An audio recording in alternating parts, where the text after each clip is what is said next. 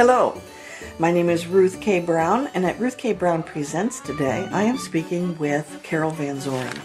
Carol Van Zoren is an accomplished actress in the Mid-Atlantic area, performing in multiple states over the years, beginning from her very first audition when she was about 10 years old. Mm-hmm. She says the first 4 years were not good, but after that she managed to either figure out how to audition or what they were looking for, but things got better in the theatrical sense. She just recently retired from DuPont, where she has applied her PhD, no less, in product development for more than 25 years there. Now, I'm going to circle back around to that because I want to talk a little bit more about this scientific focus and then having a creative hobby, and talk about that a bit. But to bring people a little bit more information about you, since your retirement, you are still continuing to do chemistry demonstrations at area schools and children's museums and elsewhere. Mm-hmm. And you say that your stage experience was a plus in this area. Absolutely. I think almost anyone that does that kind of outreach, standing in front of a group, any kind of public speaking, any kind of anything like that, any kind of stage experience they consider it a plus. Very useful. I have known about Carol and her work for many years, but I finally had the opportunity to work with her for the first time in 2015 when I directed her in a production of Dixie Swim Club, right, which was performed at a local Pennsylvania theater. Our relationship grew a bit after that. And then when I was asked to submit a competition production at the Liverpool International Theatre Festival held in Liverpool, Nova Scotia, Canada, and I needed a woman who knew her stagecraft and was also physically agile. Now, you may argue with that, but I'm not going to argue with you on that. I reached out to Carol. She agreed, and the rest, as they say, is history. Welcome, Carol. Thank you for having a chat with me. It's very, very interesting to talk to you. We were just sitting here before I began recording, talking about the various things. The way I was working these was normally it was something that I wanted to know about the person, and then we'd just sit down and have a conversation, figuring, well, if I was curious, maybe other people would be curious as well. Let's circle back around to that concept of science and theater creatively. When I asked you about to give me a couple of things about yourself that you wouldn't mind sharing, you came back with a very interesting comment about science, particularly chemists, and theater. Why don't you talk to us about that? Well, I've been doing theater a long time, and I've been doing chemistry a long time, and so I have just a personal observation. This is not statistically proven or anything like that, but there are not often a lot of scientists in the theater. But if there are, more likely than not, they are chemists. And I thought, why is that? Because even when I was in college, I knew a few scientists in theater, but they were all fellow chem majors. So it was a strange thing. And I think what I've concluded is that chemistry is the most practical science. I mean, we make your laundry colors brighter. We make, I spent a lot of time working in packaging. We make your cereal boxes look better. Really earth-shattering stuff. So, the point is as chemists, we can't take ourselves so gosh darn seriously. We're just trying to make life a little bit better for everybody. We're not probing the mysteries of the universe like the physicists, and we're not probing the mysteries of life like the biologists. We're just trying to get along. Trying to make the boxes better. Make the boxes better, and not make people sick when they eat the food out of the box, out of the container. Exactly. Well, that's interesting. Well, okay, so it's the lack of well, you said because they have a practical approach, but I'm always thinking theater has that sense about it that it's anything but practical, that it's all about what you're thinking, what you're making up, that it's not the practicalities of the situation, even though once you get into it, you realize that that creation of that space and that time that you're trying to do to have the audience come with you for where you are is very practical. Yeah, and I think the point is not so much that we're practical, but that we don't take ourselves so seriously. And, anybody who's ever been involved in theater, certainly during the rehearsal process, there are times when you will make a fool of yourself. And in fact, you will not be successful unless you are willing to make a fool of yourself. So, very true. So you just can't take yourself so seriously. So we have it, we like to have a good time, Chemists like to have a good time. True. It's new news to me. You're never too old to learn something. There you go.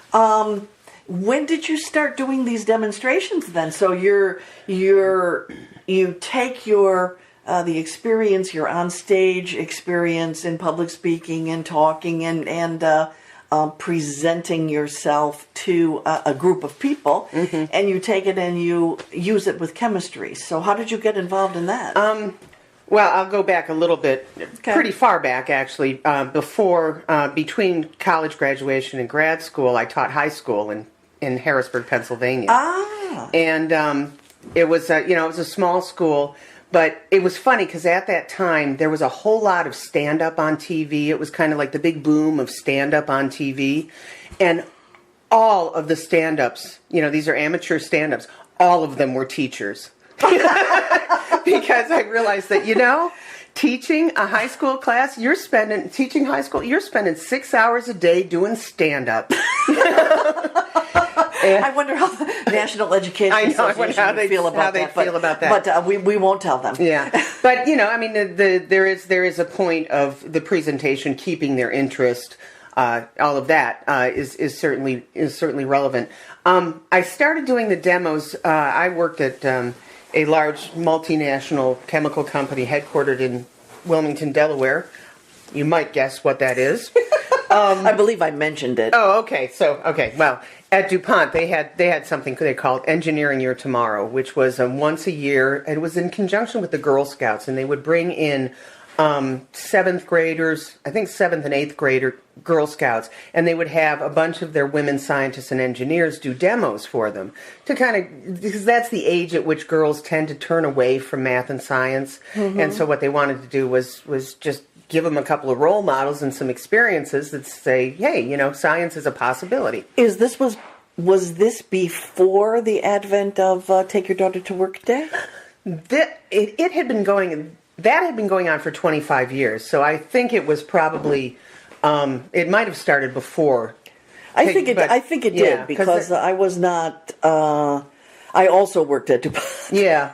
And for a while, and I remember the talks about that, but the concept of Bring Your Daughter to Work Day, I think was a little more recent. That was probably a precursor. Yeah, to... I think, and they're two completely separate things. I mean, they always have been two completely separate things. Yes. But anyway, so I signed up for that. I don't know, a couple of years before I retired, and they gave me an experiment. You can go online and find all these classroom experiments to do, and they gave me an experiment called elephant toothpaste.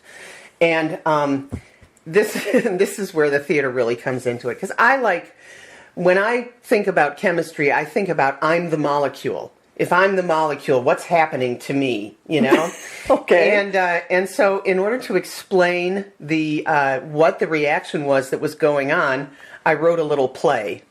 And I had the girls, we had 2 helpers, and so there were 3 characters in the play. So each one of us, basically coached the girl to do her part.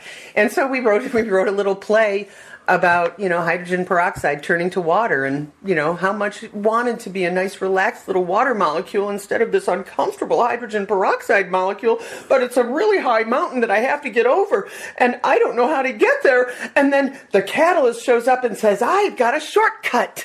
And, and so we did this little play.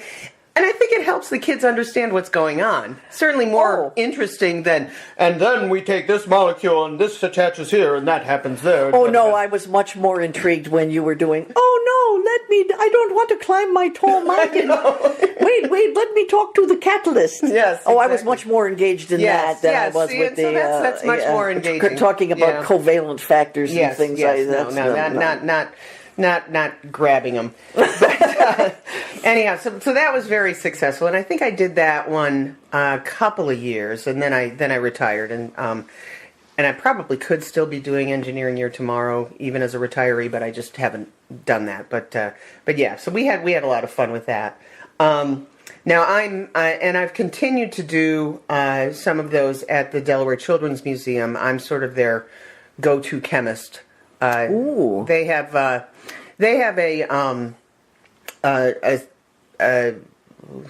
series called Try Sciences, TRY. Give it a try. And so every month they bring in a different expert in a different scientific field, and then they do an hour-long just program with a bunch of different experiments or whatever in that field. And the woman who runs it is absolutely remarkable, because she can get a room full of like 15 3- and 4-year-olds through 8 different activities in the space of an hour. Wow. I just look at her and I go, I am in awe. I bow down to your superior capabilities, So so what I do is I go in there, I do a couple of experiments, tell them, this is what it looks like to be a chemist, and I have a couple that are like cool, so it kind of gets their interest. And then I just follow Megan around and just try to clean up after her and try to help wherever I can. But it's a lot of fun. Those are really fun. So I've been doing that. And then there's a couple of schools around that occasionally have sort of a science day, and I'll do that. So I do pretty much the same reactions every time, because they're interesting. They're fun. They do something fun. The kids are like, wow. Very visual. Yeah. And they're very safe, because in those kind of environments, you can't be, bringing out stuff that's going to really explode. Or, maybe be poison, Ooh. So you don't want any of that. Okay. All right. Well, that's terrific. So, okay, you're recently retired. We've talked about that concept of the science and the theater, and now circling back around to the theater. Earlier, let's see, in 2015, is that when you did this role? I can't remember. In Dixie Swim Club? No, in the other one, Macbeth. Macbeth. Oh no, that was just last fall. That was fall of 2016. Fall Is of that what you said? Fall of 2016. Yeah, 2016. Yeah. Okay. Yeah. Fall of 2016. We had come back from doing Liverpool in May, and then the next thing I see on social media or whatever is you have accepted the role of Macbeth, not a role in Macbeth, but the role of Macbeth.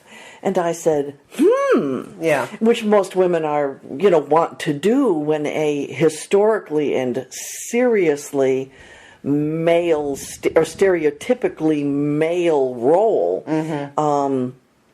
is accepted by the other sex. Now, I know theater's getting better about allowing lesser roles and being not only crossing race lines, but also crossing sex lines to give additional oomph or give additional interpretation. Because I think that's what we're going to get around to here.